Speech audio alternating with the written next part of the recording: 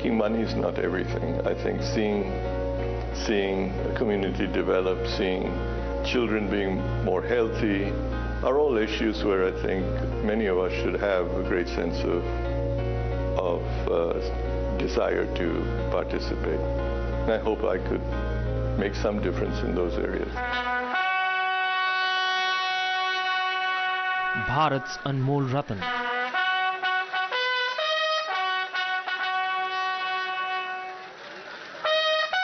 India Inc.'s gentle giant with an even gentler soul.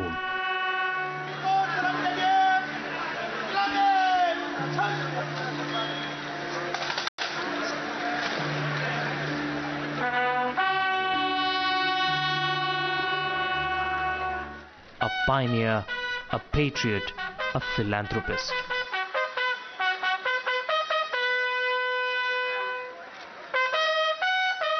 Time has stopped. The Titan is no more. Remembering the life and times of Ratan Tata.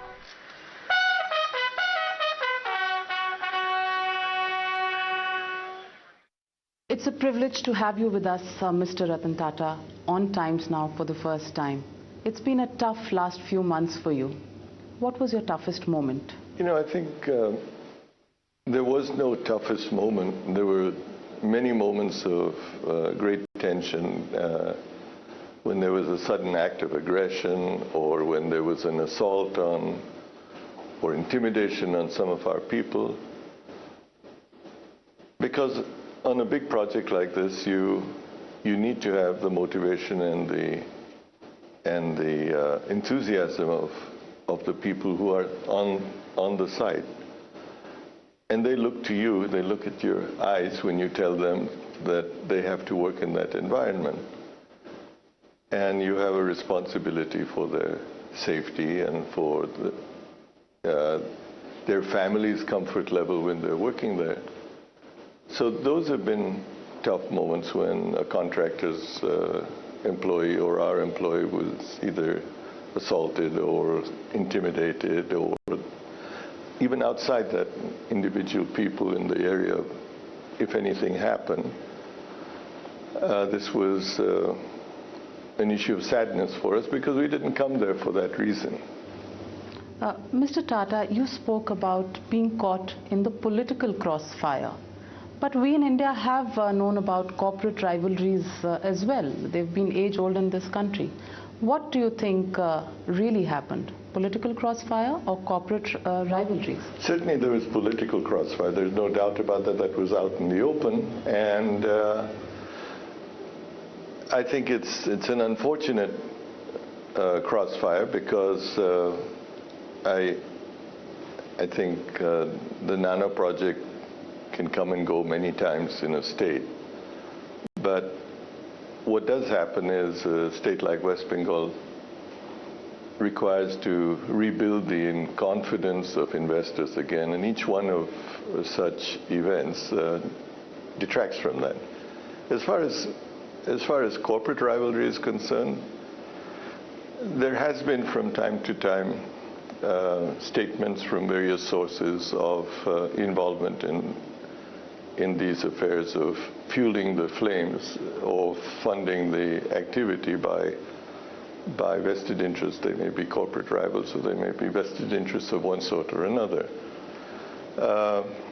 And India is a place where this happens, where people stoop to tremendous depths to live with the protection of days gone by. Finally, in that meeting with the Bengal Chief Minister, Mr. Buddhadev Bhattacharya, what really transpired? What did he tell you? What did you tell him?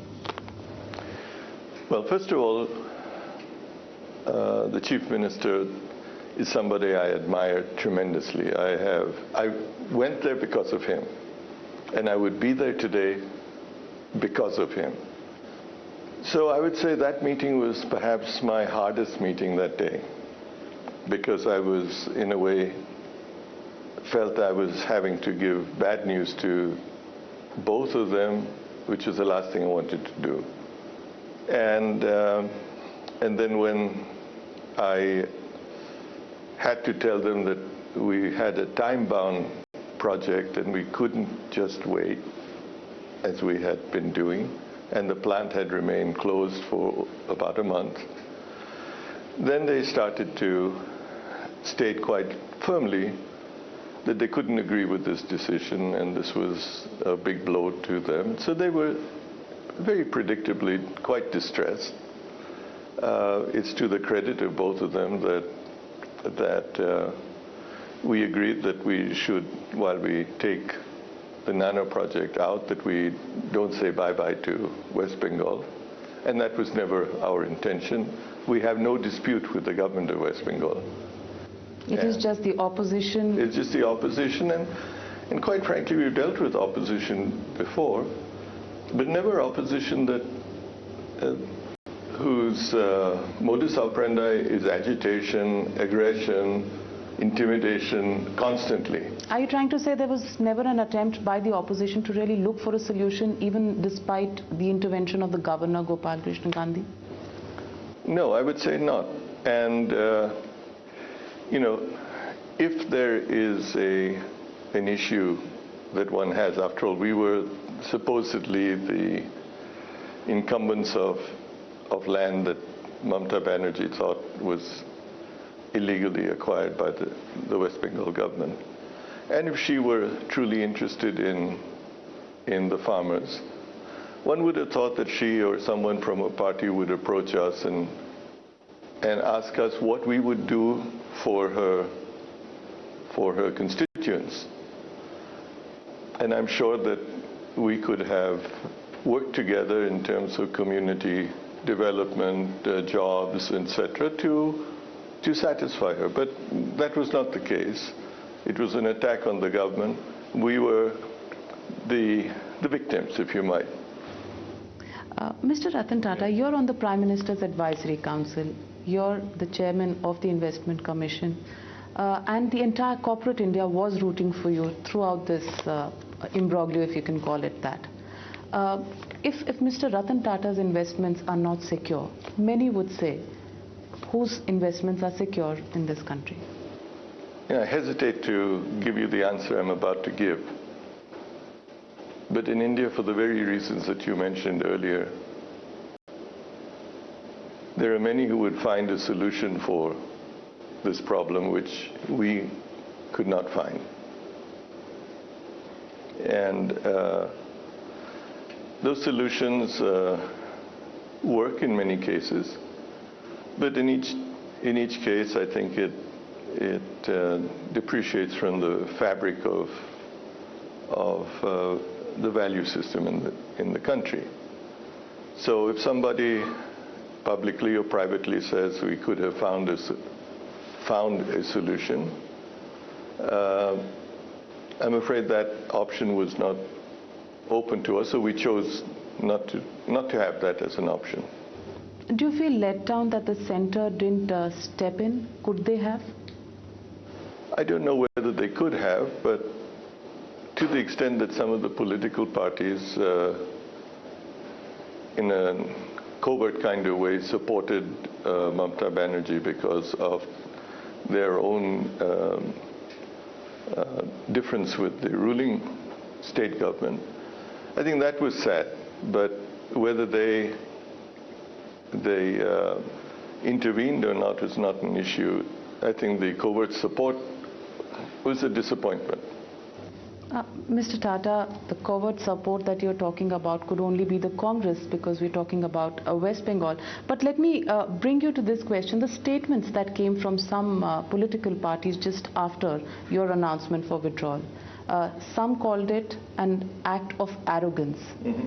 Some called it left making it into an election issue. How do you react to these statements?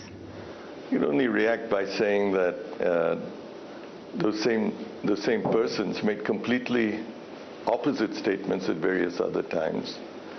I think the truth is that, if I might say so, people thought we were bluffing and that we were posturing the fact that we would move if the situation didn't improve, and that we didn't have a sustainably cordial environment. And at various times, words were used that we were blackmailing the government, that we were posturing, that we should go, who's stopping us, that the people of West Bengal had decided they did not want us. All those things were said. And some were said by the very persons who then said moving was an act of arrogance or a women fancy of the company. So when we did move, these contrary statements were made. So I've chosen to give them the kind of importance that they deserve, that they're made on the spur of the moment to serve the moment. Why Gujarat, Mr. Ratan Tata? Well, we've been courted now by many, many states.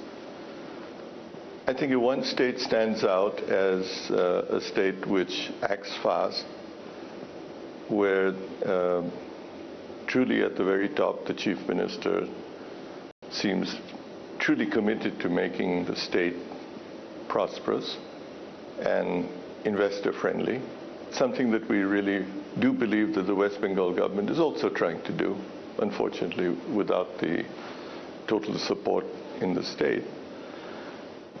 That we have been always impressed by what Mr. Narendra Modi has been able to do in terms of administering and managing the state in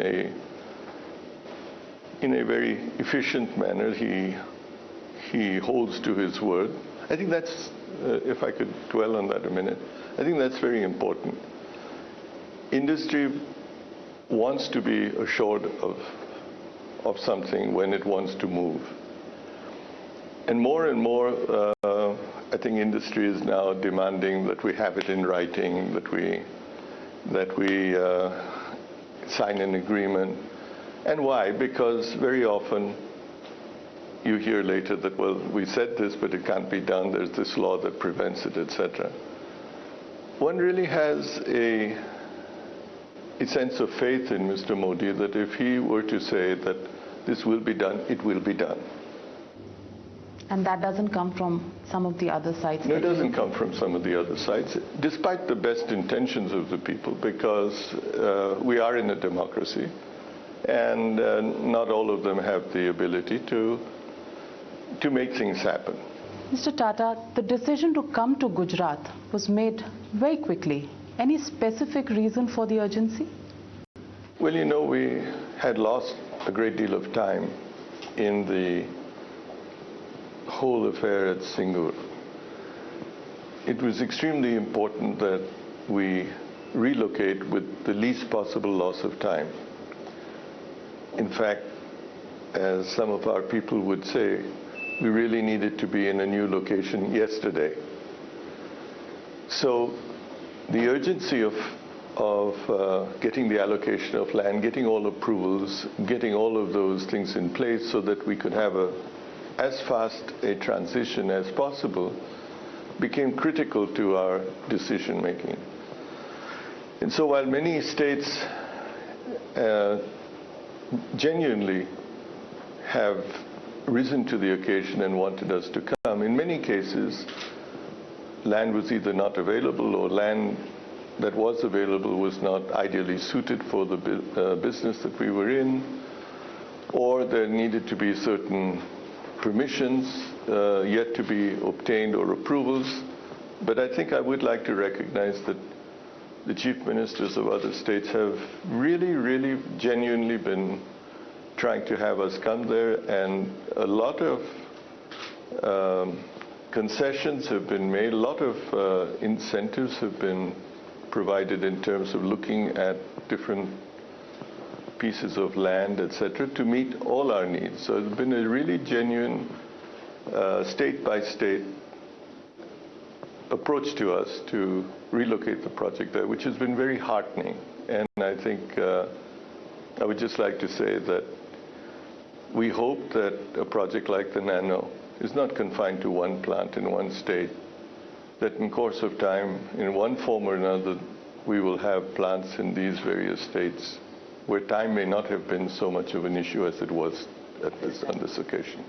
Mr. Tata, also what people would want to know is, when will the Nano be rolled out, and will you stick to the cost, the 1 lakh rupee car? Okay. I knew somewhere along the line this was going to happen. I just want to say that it would be our endeavor to commence rolling it out as close or within the same timeline that we had hoped. The volumes will undoubtedly be less, but I think we will try to bring the car out in its productionized form within that same time frame, more or less. We've had a terrific setback, but I hope we can retrieve some of that time in some makeshift manner. People have called it Plan B, whatever it may be. As far as the cost is concerned, I surprised people at the time of the launch. So why don't we wait till the car is actually launched? A lot has happened since then. Price of steel has gone up. Various and sundry commodities have gone up. I think it's fair that when the car rolls out, that the company is able to announce the price at that time. Mr. Tata, last week when you used that expression that somebody held a gun to your head and either they removed the gun or pulled the trigger, that wasn't the first time you used that statement. I think you'd used it in 1989 during that strike in the Pune, the Ratan Tata strike in 1989, Pune Telco factory. Right. What are the similarities that both these incidents hold for you, Mr. Ratan Tata? In a way, they're very similar. That was very personally addressed to me. I chose to stand up to Rajan Nair, who was trying to infiltrate our factory with a small group of 200 or 300 people, intimidating, assaulting. We had 400 of our employees beaten up outside the gate. About 60 of our officers were stabbed in their apartments. And general morale was very low. Just 15 days after I became chairman, so I was, if you might, wet behind the ears in a manner of speaking. And I decided that we weren't going to accept this, we were going to stand up to it. And I remember one of the senior managers in Pune coming up to me and saying that you want us to stand up to it, but will management capitulate at the end? And in the past, we've been asked to resist, and then when things get really tough, the management agrees, and we look very stupid, and we can't then carry authority thereafter. And I said, no, we'll see this through. And we really did see it through. We did not bow to the pressures. And at that time, there were similar issues of intimidation. And at that time, I said the same thing. I said, you hold a gun to my head, I'm not going to move. You pull the trigger, because he also threatened to kill me. And I said, you pull the trigger or move the gun, but I'm not going to move. We're going to take the same stance. And here also, we were being told what kind of area we needed to build a factory. We were being told what we could or could not do. And we were told that we would not move out, that we were posturing. And when I said we would move out and if things didn't improve, we were told that we were blackmailing. So I said, no, fine. You pull the trigger, we move. Mr. Ratan Tata, let me ask you broader questions of the economy. India has begun to export more FDI than actually import it, which means Indian entrepreneurs find more value in going and buying companies abroad than setting them up in India. Is that because finally the red tape in politics and bureaucratic decision making is finally showing? No, I don't think so. I think there are merger and acquisition opportunities abroad which may not be there in India. It's also very difficult to buy a company in India, if you choose to do that, or merge with a company, it doesn't happen very often. The view on mergers and acquisitions overseas is very different. I don't think Tata Steel could acquire 19 or 20 million tons of additional capacity in India. It would take several years to build that capacity on a greenfield basis. So there was an opportunity. The same would hold true with some of the soda ash companies that Tata Chemicals have done, or Jaguar and Land Rover in this case. And the issue is, when that opportunity is there, you have to make a decision. Do you want to take it? And how many other opportunities might there be? And if you feel that this is something that you can add value and taking a long-term view, then you should do it. Despite Shingur, does Mr. Ratan Tata have the same faith in investments in India, or would you much rather go to a country like China, Indonesia? No, I'm a very, what should I say, passionate Indian. I'm proud of India. I'm delighted that we've made the kind of liberal moves that we have economically. And I'm a great believer that we can do much more. I have a great deal of frustration also that we're not doing enough, and that the country, in fact, is being held back by vested interests, some of it in the private sector, some of it in the public sector, some of it politically. And that we are not really unleashing the true potential of India.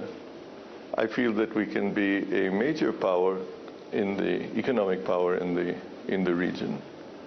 We have intellectual capital, we have resources, we have everything that one might need. We have the same population and a large market. Why should we be so different to China? So I feel a sense of frustration, but I have a great deal of pride in my country and want to see it grow and prosper. Every time we have good news to give and that we're perceived of well overseas, I'm a very proud person. What next for Mr. Ratan Tata?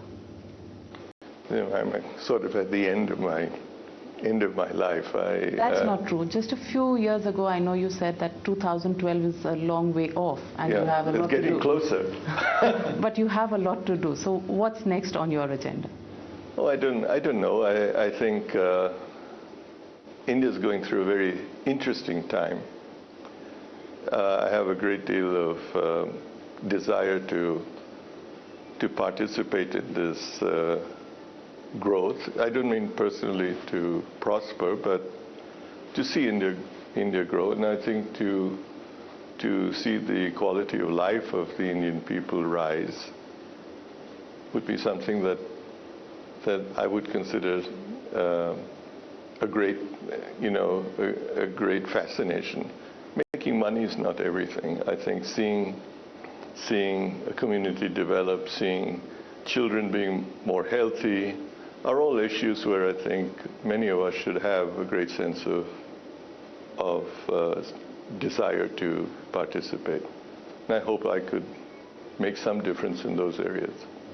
Thank you very much for joining us today, Mr. Ratan Tata, and we truly wish you the very best for all future endeavors that you may have in your mind. Thank you very much. Thanks.